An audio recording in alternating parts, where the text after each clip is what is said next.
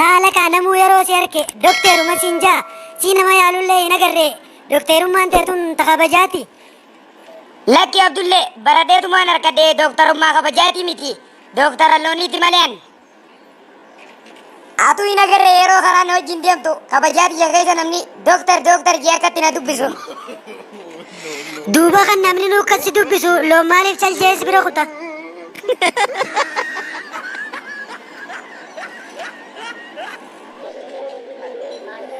بومو में दुब्बी सना कम गोते दुब्बी तमलगा दुब्बी मन्नी मूर्ति मंगुद्दो वितरलाई सिनिंजे सनेखा दुब्बी सनित्तुमा जिर्रा अम्मल्ले वांपिन्ने बोड़ा माँ कुदरा मन्नी मूर्ति मंगुद्दो वितरलाई गई सिनिंजे तू गांडू में बर माले फफान डाल देते ऐसा दर्शमता करूरा अला कानिस पर नुमा पर आयो न राडुम तिवांजिब्बू मंगुद्दो नबे मले एगा मंगुद्दो डबते गंदा कैसा दरदर मले सेरु मसानी देवते माले फिर राम फिरनेरे बक्का मन मूर्ति रगे गल में आ रहे फिर बनो अब्बां की यंगा दुल्लो मोएगे मंगुद्दू माफिता चुतरा नाजिरा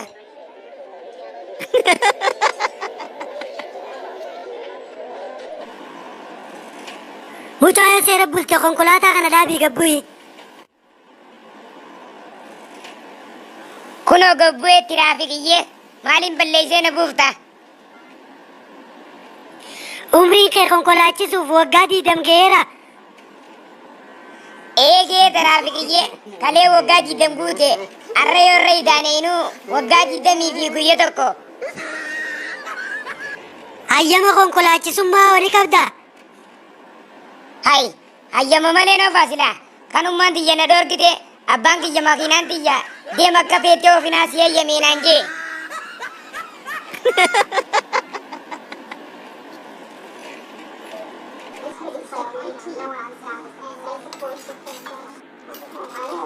माली बकन लाल तो बोली मास्टर लाल अंदर से तुम आको दुरा नारब सिटी नुमातुन उरें फूला दुरे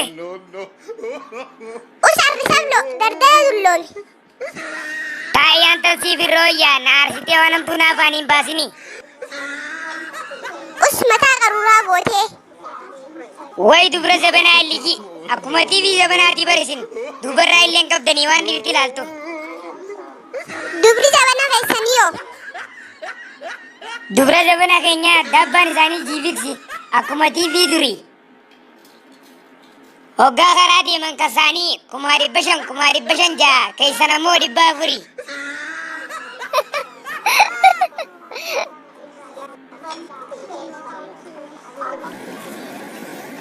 अब्बा अब्दुल्ले हती उमा इंडगेंगे वहाँ बेरिया फोशा आसो तक ए वल्लाhi उमा इंडगेंगे माल तुम्हाल थे अर्रा गुरु अपनी कुत्ता रोबुसाना थी ऐसे गिरता ए मना की यंजरू रोबदुरा मनावे गलानी कुत्ता नर्रा सुम्मना अब्दुल्ले सेने जानी बेरिया फोशा आसो खराया ए न्यूतुरा बने मना की यकोल्लो फेटिंग कुते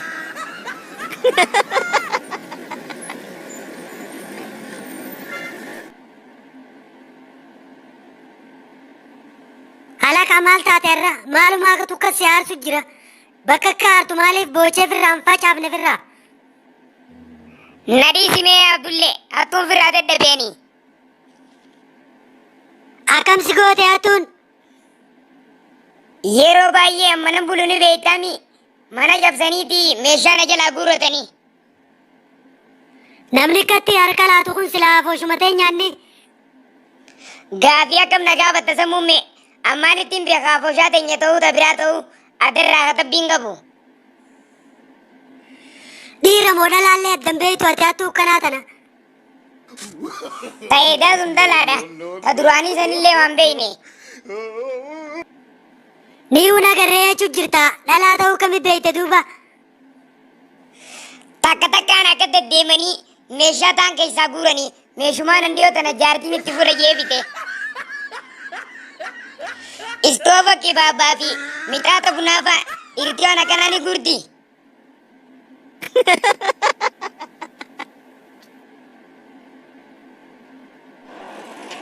Saka bajamoo namni biyya alaa yeroo takka takka dhaqa. Ati maaliif yeroo hunda deddeebi'aa oolta? Ani investara bara Abdullee kanaafin deddeebi'aa oola. Inventara jechuun maali gaa? Investara jechuun yaa'u oomisha adda addaa biyya keessatti oomishanii gara biyya alaatti erguudha.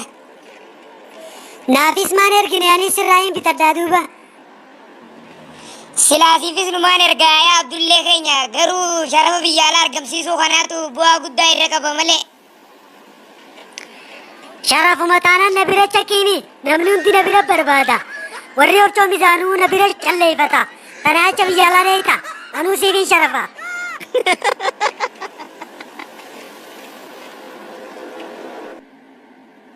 Rakkoo biyya teenya attaniif hafiifa mul'atu keessaa takka eenyutu naaf hima. Ana boos. Carraasiif ganna itti fufi. Buqqee yiidee waliin qabdanii duraanuu rakkoo himuu takka geessanii. BBC Aljazeera. Rakkoon biyya teenyaa akka naannoo keenyaatti tan ifaan ifatti mul'attu. Ifa amma amma dhaamsuudha ibsa. Hai sababa maaliitiif ifa amma amma dhaamsaa oolan? An sababa dhaamsaniif maalittiin beeka. Wallee ka ifaa dhaamsuu fi ka qabsiisuutu wallolee muudii walirra qabachuu jira.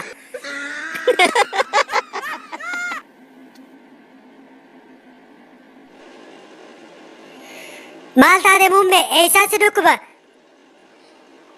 Isiin dhukkubaa miti waan akkanaa tanarra silaa dhukkubmoosan irra wayyaa. Waan akkamii muummee wannummaan akka yaada sina hite tun? Yaa dooktar afaaniin hin dhuufu jira. Dhiiroo hudduu fi afaanii wal jijjiirame. Maali dhuufuun akkanaa ta'a afaaniin nama yaatu yaa dooktariyyee? Dhuufuu afaaniin nama yaatu tana haliba jaaniin. Hai dooktar isiin eegoo gosuma dhuufuu taate dhuufuu ta'an irraa maali hudduu dhiiftee afaaniin nama yaati? Hin beeynu nutuu waan afaaniin yaatuuf wallee dhuufuu ta'an keessaa iskoolaarshiippii argatte.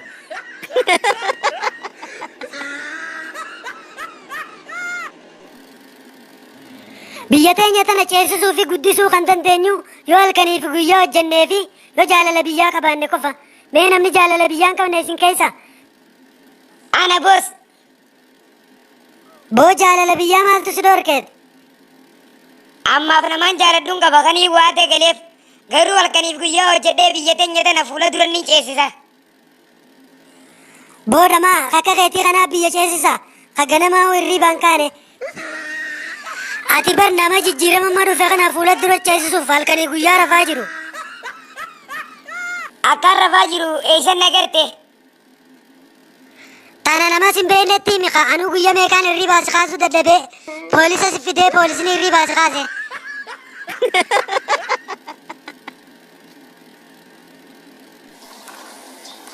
Weelkaan muummee baga nagayaan dhufte. Halaqa weelkaan firaa jijjiiree bardiyoo tana borsaan bite. Weelkaamiin anja'utuun sii galte moo akka biraa beeyta? Eegaa weelkaamiin miikuma huccuu fi jimaa keessa kaayatan saniimi. Boodamaa an digirii fida deemin daaqiyyaa'u digirii naa dalagaa jechuu jirta. Akkamitti weelkaamiin beeyne atiika? Halaqa waan gaarii na yaadachiistee digirii distaansii biyyaa niin fida jeetiin manatti irraanfadhe. Digiruma ta'etu tani nan fidisiin jee achi difte. Halaqa manattiin irraanfadhe miikaa weelkaam keessatti. Yaa ka weelkaamuun beeyne hiika digirii distaansiitiin ifiin sossobin ka.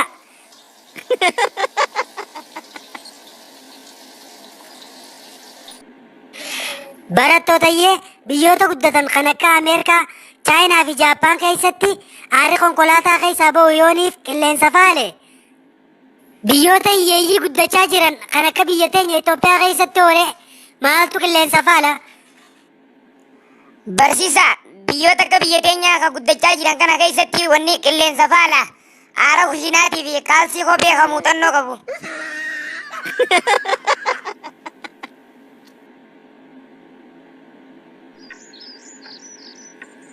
Abbulleessa ijoolleen ta'e hundinuu dhedheertuudha. Kaboodaa kana maaltu akka gabaabse? Kaboodaa kun akkuma jiraanarraa dhiisi. Waan ta'e yoon siif hime nan amantu. Akkamittiin si namanne siitu ilmoo teenarra beekaa. Muummee keenya kaboodaa kana jireenyuma kakkaalee yookaanaatu akka gabaabse. Hayi jireenyi qaalee akkamiin nama gabaabsa waan nyaatan faa yoo dhaban malee. Waanuma nyaatu san dhabuutu kana godhe guyyaa nyaata akkatti gaariitti harkatee dheerata guyyaa nyaata dhabe immoo hin guddatu bakkuma san ta'a.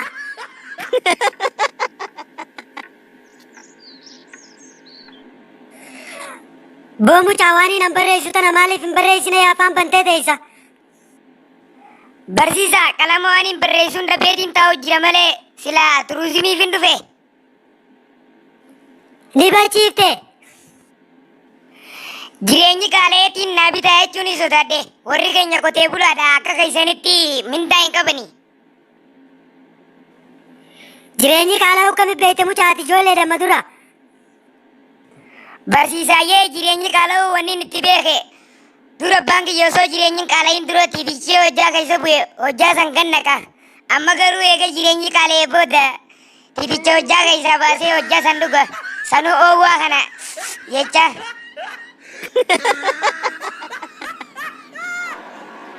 Dan. Boomatee maaltu kasi gammachiisaarra hojii dargatte. Lakkiin harkanne alaqa iddoon duwwaan guutuudha naan jaani jaarsichi dalagu tokkotu har'aan tana du'e malee. Bakkuma jaarsa du'ee tapha namte sayyoo nana kanillee jeetiin gammatu jira. Jaarsa sanii waan inni ta'e beeka bakkatee mucaa tokko seenee yoo dhage yoo fedhe ni dhufaa ho'i jarjartee hedduu gammaddee qalbitti keef hin guurini suutuma gammadi kan goddaamnetti. Alaqa akkana jechuun akkami biiroo tanee fi ismaatu hoogganaami. Anumaa hooggana ati inni du'uuf gammaddeemi yooniif bootaa sannana kan jette. Maaliifiin hin gammanne silaan isinummaan iddoo banaa harkanne si qaxarnaan hin jenne duran. Ati eeganni du'e maaliif dhufta duuba nuti osoo inni hospitaala jiruuf bakka isaa nama biraa qaxarre.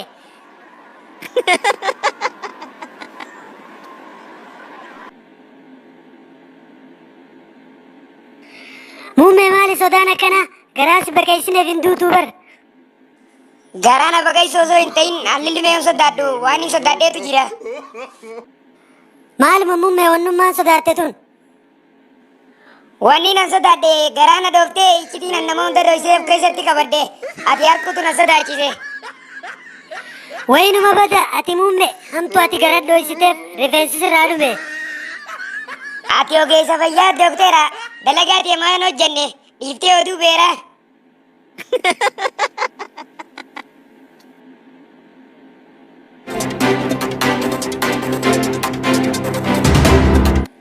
Dubartoota baay'inni isaanii gara walakkaa miliyoonaatti tilmaamamu kan harmi isaanii jigee ture deebisanii dhaabuuf dhagaan bu'uuraa akka kaa'ame injiinar Tuut Mayaasaan gabaaseera. Biyya teenya Itoophiyaa keessatti dhukkubni akka shukkaraa fi dhiiga danfaa kan kanaan dura dhukkuba tujjaaraa jedhamuun beekaman miskiina maqaa tujjaaraa baafatanis qabuu jalqabuu isaa dhukkubsataan dhiiga danfaa kan yeroo ammaa dhiigni isaa qabbanaa'ee jiru tokko dubbateera. Namoonni yeroo jimaa qamaan girgiraa irratti libaanata naquuf jarjaran dhuufuuf haala mijeeffachaa akka jiran qorannoon dhiyoo kana mirkaneessee jira. Aduu ispoortiin gooleegaan Itoophiyaa tokko firaashanaaf keessan malee lafatti kufee kubbaa hin qabu jechuun biyyi Itoophiyaa waancaa Afrikaatiif akka hin dabarre gufuu ta'ee jira. Taphataan jabaan Itoophiyaa Zeenni Veeraan qarshii 1,000 kilaba Xibsiitiif mallatteessuu isaa leenjisaan Xibsii Kurtisii Gaannuuf gabaasee jira. Biyyi Itoophiyaa ta'u waggaa dheeraaf fiigicha gabaabaa fi dheeraan sadarkaa addunyaatti rikardii galmeessaa turte miskiinummaa dura ba'uuf akka ta'e ni beekama. Haa ta'u malee dhiyoo kana miskiinummaa dura ba'uu dadhabuun qaala'insi jireenyaa rikardii qananiisaa cabsuun rikardii haaraa galmeessee jira. Rikardii galmeesse qaala'insi jireenyaa fiigicha gabaabaaf kan karaa fageenya.